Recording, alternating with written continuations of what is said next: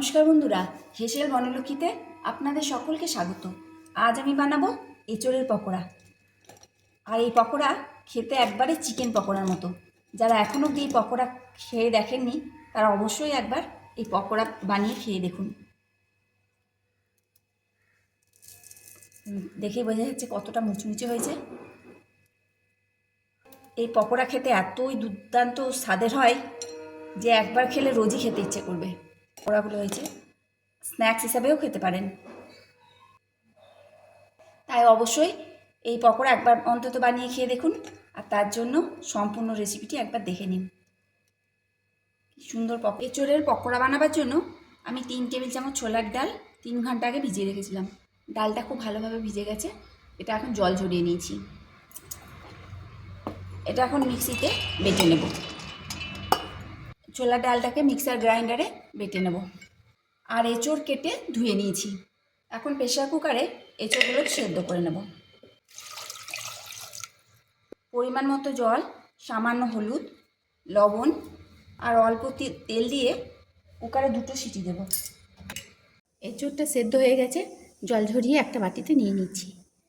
এখন এটা মেখে নিতে হবে। আর ঠিক এইভাবে মেখে নেব, একবারে চিপে মাখবো না, ঠিক এরকম গোটা গোটা থাকবে। একে অনেকে গাছ পাঠাও বলে। এঁচোড়টা মাখা হয়ে গেল। এখন যে ডালটা বেটেছিলাম এই ডালটা এর মধ্যে দিয়ে দিচ্ছি। আর ডালটা একবারে প্লেন করে বাটিনি, একটু ছিবড়ে রয়েছে। ছিবড়ে ছিবড়ে করে ডালটা বাটতে হবে।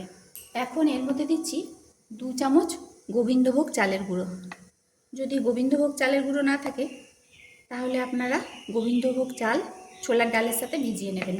ভিজে গেলে একসাথে বেটে নেওয়া যাবে। এখন এগুলো একসাথে মাখবো। আর এর মধ্যে দিয়ে দেবো অল্প চিলি ফ্লেক্স। চিলি ফ্লেক্সটা আপনারা আপনাদের পরিমাণ মতো দেবেন, যেমন ঝাল খাবেন সেই রকম দেবেন। দিয়ে দিচ্ছি 1/2 চামচ আদা কাঁচা লঙ্কা বাটা। দিচ্ছি হলুদ, পরিমাণ মতো লবণ, 1/2 চামচ জিরে গুঁড়ো, 1/2 চামচ ধনে গুঁড়ো, এগুলো ছোটো চামচটা দিলাম। দিচ্ছি অল্প গরম মশলার গুঁড়ো, এটা দিয়ে দিলাম শাহি গরম মশলা। আর দিচ্ছি অল্প ধনেপাতা কুচি। এটা না দিলেও হবে, তবে দিলে বেশ খেতে ভালো লাগে, তাই দিয়ে দিলাম। এখন এটা একসঙ্গে খুব ভালোভাবে মিশিয়ে নেব। এইভাবে মাঝে মাঝে এঁচোড়ের পকোড়া করে খেয়ে দেখুন। ভাত দিয়ে তো খেতে ভালো লাগবেই, মুড়ি দিয়েও খেতে বেশ ভালো লাগে। আর এতই ভালো খেতে লাগে যে দেখবেন প্রায় বানাতে ইচ্ছে করবে। ছোট থেকে বড় অবধি সবারই পছন্দ হবে। এঁচোড়টা খুব ভালোভাবে মিশিয়ে মেখে নিলাম। এখন এটা 5 মিনিটের জন্য ঢাকা দিয়ে রেস্টে রাখবো, তারপর ভাজতে শুরু করব। 5 মিনিট রেস্টে রাখা হয়ে গেছে। আগে আমি রসুন বাটাটা দিতে ভুলে গেছিলাম, তাই এখন 1/2 চামচ রসুন দিয়ে দিচ্ছি। রসুনটা মাখিয়ে এটা ভাজতে শুরু করব। পকোড়া ভাজার জন্য সাদা তেল গরম করতে দিয়েছি। তেলটা গরম হয়ে গেছে, এখন পকোড়াগুলো ছেড়ে দিচ্ছি। এভাবে নিয়ে ছেড়ে দেবো। আর অল্প আছে পকোড়াগুলো ভেজে নিতে হবে। একদিকটা ভাজা হলে অপর দিকটা উল্টে দিতে হবে।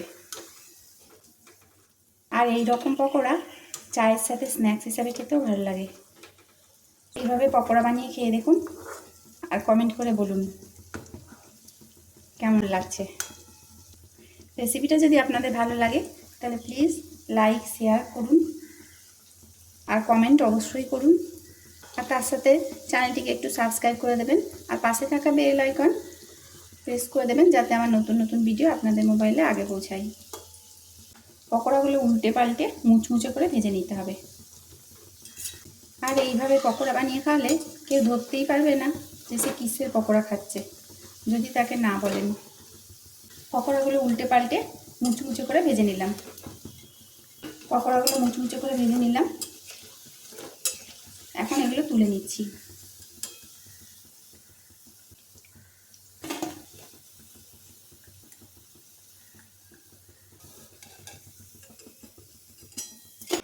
এই তেলে বাকি পকোড়াগুলো ছেড়ে দিচ্ছি।